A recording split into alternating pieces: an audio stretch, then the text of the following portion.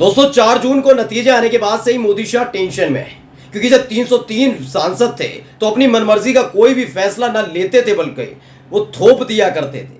न विपक्षियों की सुनते थे, न साथियों की सुनते थे। लेकिन अब हालत ये हो गई है कि 4 जून को नतीजे आने के बाद और सरकार बनने के बाद तकरीबन 2 महीने के भीतर एक नहीं कई मामलों में मोदी सरकार की फजीयत हुई है। और ये विपक्ष ने नहीं कराई, बल्कि उनके अपने साथियों ने कराई है। अब ऐसा ही एक और मसला निकल कर आया है। हाल ही में मैंने खबर दिखाई थी कि चिराग पासवान ने पहले बीजेपी को तोड़ दिया, एक नहीं दो नहीं 500 नेताओं को तोड़ लिया। तो वहीं दूसरी तरफ अब चिराग पासवान ने मोदी सरकार के खिलाफ मोर्चा खोल दिया है। नमस्कार, मैं हूं प्राज्वल गौतम और आप देख रहे हैं दखन टाइम्स। मैं पहले भी कहता रहा हूं और आज भी आपसे कहता हूं कि अगर कभी भी मोदी सरकार पर कोई संकट आया तो वो सबसे पहले बिहार से ही आने वाला है, क्योंकि बिहार में जितने नेता हैं वो पहले तो आपस में ही गुत्थम गुत्थी करते हैं और बीजेपी उसमें फंस जाती है। हाल ही में आपको मालूम ही होगा कि भारतीय जनता पार्टी के तमाम नेताओं की तरफ से संविधान बदलने का जिक्र किया जा रहा था। उसका मुद्दा विपक्ष ने बनाया और उसका असर भी हुआ। बेचारे बड़े बुरी तरीके से हारते हारते बच्चे हंग असेंबली हो गई।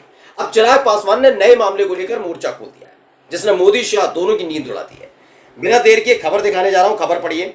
ये हिंदुस्तान की खबर है। इसमें लिखा है लेटरल एंट्री पर एनडीए में ही विरोध। चिराग पासवान बोले ये सरासर गलत, कोई किंतु परंतु नहीं। विपक्ष का आरोप है कि लेटरल एंट्री के जरिए लोक सेवकों की भर्ती करने का ये कदम राष्ट्र विरोधी कदम है। इस तरह की कार्रवाई से अनुसूचित जाति, अनुसूचित जनजाति और अन्य पिछड़ा वर्ग का आरक्षण खोले आम छीना जा रहा है। दरअसल इस पूरे मसले ने जहां बीजेपी को थोड़ी खुशी दी थी, क्योंकि पहले लेटरल एंट्री को लेकर बहुत खुश थे। दरअसल यूपीएससी ने कई पदों के लिए एक विज्ञापन निकाला। उस विज्ञापन का आधार यह था कि बिना परीक्षा दिए आसानी से आप ज्वाइन कर सकते हैं, यानी साउथ ब्लॉक और नॉर्थ ब्लॉक में जा सकते हैं एक बड़े अधिकारी के तौर पर। लेकिन जब तक विपक्ष विरोध कर रहा था तो कहां सुनेगी मोदी सरकार। तभी निकल के आए दो पार्टियां, एक जनता दल यूनाइटेड और दूसरी है चिराग पासवान। जनता दल यूनाइटेड की तरफ से विरोध तो किया, लेकिन चिराग पासवान ने साफ साफ लफ्जों में कह दिया कतई बर्दाश्त नहीं किया जाएगा। क्योंकि चिराग पासवान हो, नीतीश कुमार हो, जीतन राम मांझी हो, अनुप्रिया पटेल हो, संजय निषाद हो, ओम प्रकाश राजभर हो, ये सब के सब जो है ना, इनके लिए पिछड़े और अनुसूचित जाति जनजाति के वोटर्स बहुत जरूरी हैं। इनकी पार्टियां इसी आधार पर टिकी हुई हैं। बीजेपी के लिए क्या है, बीजेपी का जो हार्डकोर वोटर है वो दरअसल अगड़ी जाति से आता है, और ये वही अगड़ी जाति के लोग हैं जब जब सोशल मीडिया पर आरक्षण का मुद्दा छिड़ा जाता है तो ये आरक्षण का विरोध करते हैं, क्योंकि ये आरक्षण की सीमा में आते नहीं है।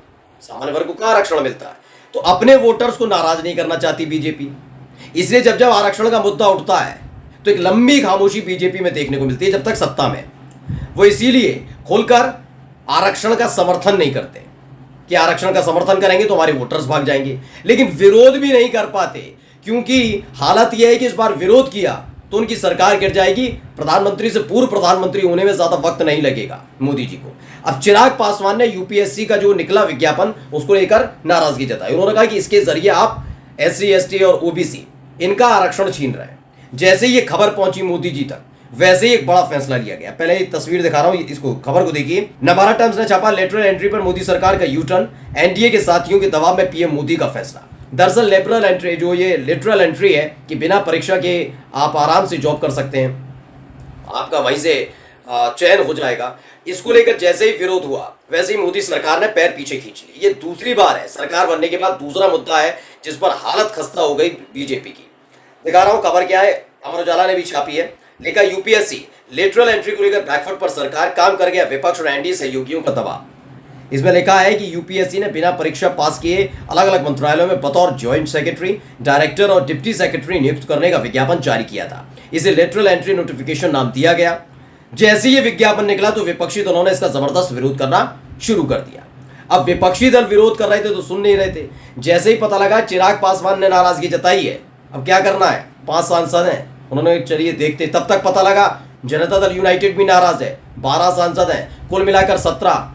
लगा लीजिए हिसाब किताब, कैसे करके कहानी बनाएंगे। इन 17 सांसदों के जाने के बाद आप कैसे कह पाएंगे कि हम बहुमत में हैं, क्योंकि आप 291 में से अगर हटा देते हैं इन 17 सांसदों को तो हो जाता है 274, और 274 के बाद इनकी हालत और खराब हो जाएगी, क्योंकि 3 जो इनके अपने खुद के सांसद है बीजेपी के, वो हाई कोर्ट की स्क्रूटनी में है।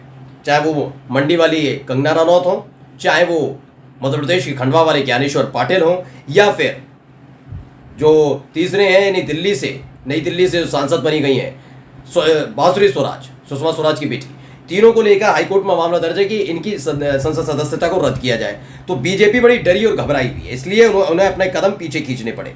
ये देखिए लेटर भी मैं आपको दिखा रहा हूँ, ये लेटर आप देख सकते हैं, इस पर जितेंद्र सिंह का नाम है।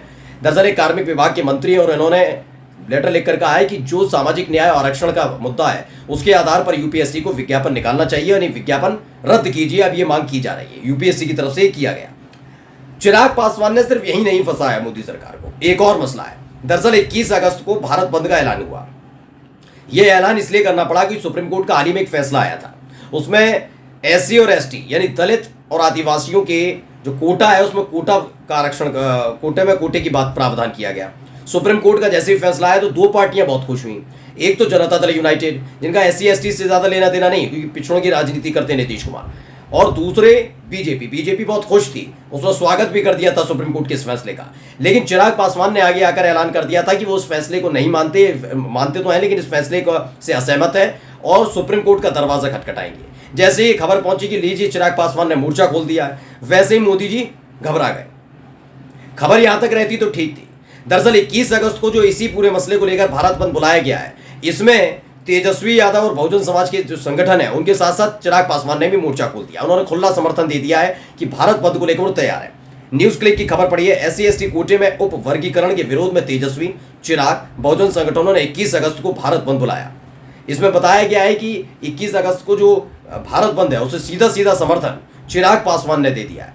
अब चिराग पासवान क्या कर रहे हैं, अब 4 जून के बाद उनकी 6 ऐसे मुद्दे दिखाने जा रहा हूं जिसे देखकर आप समझ जाएंगे ज्यादा दिन वो बीजेपी के साथ रहने वाले नहीं है। मैं तब भी कह रहा था और आज भी कह रहा हूं, चिराग पासवान अपने पापा की, अपने डैडी की, अपने पिताजी की पार्टी टूटने का इंतकाम बीजेपी से लेने जा रहे हैं। जब से शपथ ली है उसमें 6 मुद्दे निकले हैं और 6 मुद्दों पर उन्होंने अपनी सरकार को घेरा है।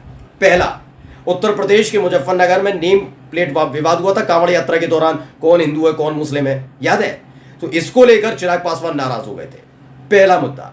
दूसरा मुद्दा निकला था यही एससी एसटी वाला। जब सुप्रीम कोर्ट का आदेश आया, बीजेपी जश्न मना रही थी और चिराग पासवान ने कह दिया आप वो जश्न मनाते रहे, हम सुप्रीम कोर्ट के इस फैसले से असहमत है और दोबारा अपील करेंगे, रद्द हो फैसला। तीसरा, सबको पता है मुस्लिम समाज से जुड़ा हुआ वक्फ बोर्ड संशोधन विधेयक, जिसमें गैर मुस्लिम को बोर्ड में शामिल करने की बात हो रही थी।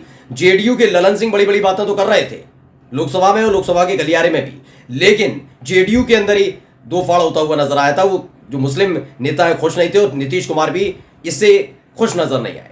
वहीं चिराग पासवान ने साफ लफ्जों में कह दिया कि उन्होंने बिल पढ़ा नहीं है, लेकिन जो भी काम हो नीति नियम के हिसाब से हो। 3, चौथा मुद्दा, उन्होंने झारखंड के अंदर 28 सीटों पर चुनाव लड़ने का ऐलान। 5वां मुद्दा, झारखंड के अंदर एक झटके में बीजेपी के नेताओं को तोड़ लेना। और 6ठा मुद्दा, यूपीएससी के इस नए विज्ञापन पर जिस पर इठला रही थी मोदी सरकार, लेकिन चिराग पासवान ने जैसे ही मोर्चा खोला बैकफुट पर आना पड़ा। नमस्कार।